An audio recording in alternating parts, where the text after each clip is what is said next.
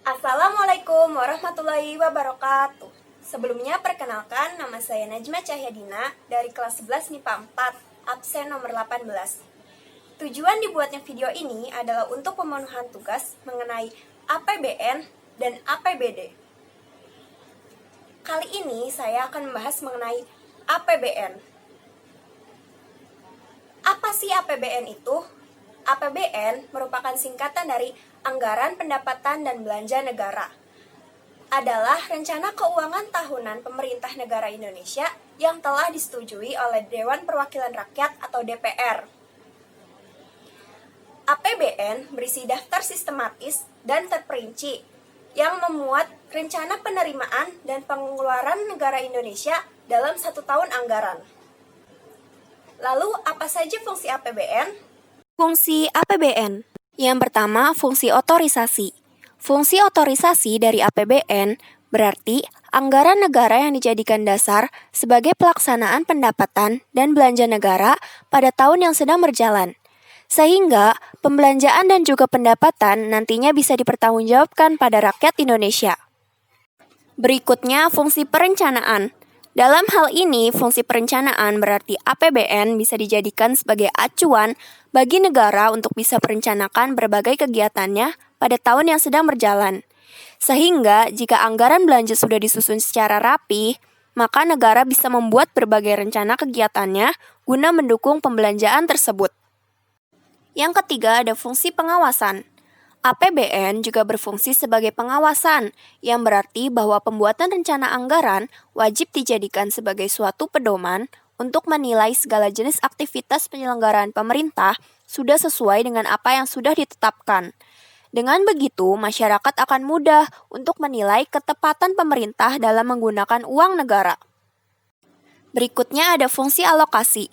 Pengertian APBN sebagai fungsi alokasi adalah negara harus mampu mengurangi pemborosan dalam segala jenis pemanfaatan sumber daya, serta meningkatkan efektivitas dan efisiensi perekonomian negara. Pada prosesnya, fungsi alokasi ini dijalankan dengan memanfaatkan kualitas sumber daya, efektivitas, dan efisiensi perekonomian. Lalu ada fungsi distribusi.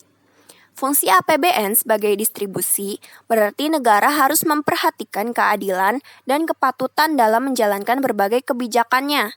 Dalam hal ini, negara harus memanfaatkan APBN untuk kepentingan masyarakat, seperti untuk dana pensiun, subsidi, dan premi lainnya. Terakhir ada fungsi stabilisasi. APBN juga berfungsi untuk memelihara dan menjaga keseimbangan perekonomian dasar negara. Dalam prosesnya, APBN harus berguna untuk menjaga arus uang atau mencegah tingginya tingkat inflasi dan deflasi yang terlampau besar. Lalu, bagaimana cara merumuskan APBN? Dan apa yang terjadi jika rancangan APBN tahun ini tidak disetujui? Perumusan APBN. Dalam hal ini, APBN disusun oleh DPR dan pemerintah pusat. DPR membentuk tim anggaran, sedangkan pemerintah pusat mengirimkan timnya yang diwakili oleh Kementerian Keuangan. Pemerintah menyusun rencana anggaran pendapatan dan belanja negara atau RAPBN atau dasar usulan anggaran yang dibuat oleh setiap departemen atau lembaga negara yang diusulkan pada pemerintah dalam bentuk DUK atau daftar usulan kegiatan dan DUP atau dasar usulan proyek.